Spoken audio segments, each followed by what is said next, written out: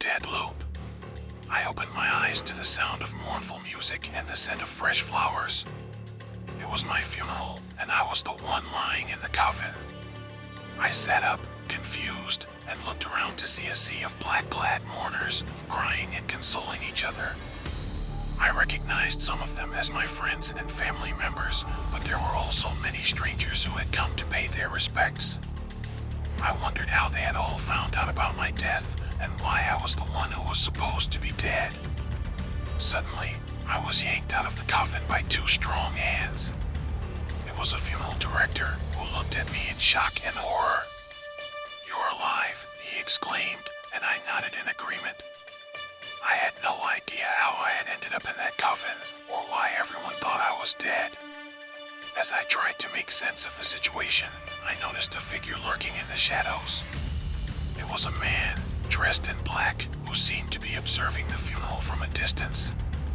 When I tried to approach him, he disappeared, and I was left with even more questions.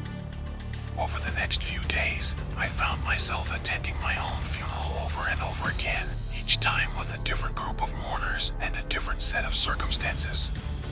Sometimes I was buried in a cemetery, other times my ashes were scattered in the ocean. Once, I even saw my own ghost hovering over my own casket. I felt like I was trapped in some sort of endless loop, reliving the same day over and over again. I couldn't escape the funeral, no matter how hard I tried. I visited doctors and priests, seeking answers to my strange condition, but no one could help me. As the days turned into weeks, I began to realize that something was not right.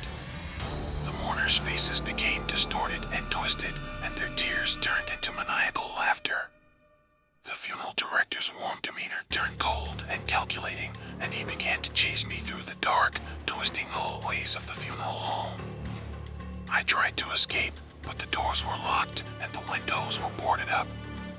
I was trapped with no way out. The funeral director closed in on me, his eyes glowing with a sinister light, and I realized with horror that I was no longer alive. I was trapped in some sort of nightmare, reliving my own funeral over and over again, while something dark and malevolent preyed on my soul.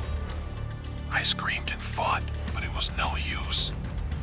I was trapped in this endless cycle, with no hope of escape.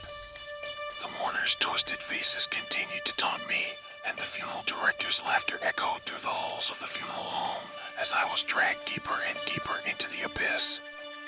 And so, I am trapped, forever doomed to attend my own funeral over and over again, while something dark and terrible feeds on my fear and despair. The nightmare never ends, and I am powerless to stop it. Daily horror stories that happened to me. Another day, another story.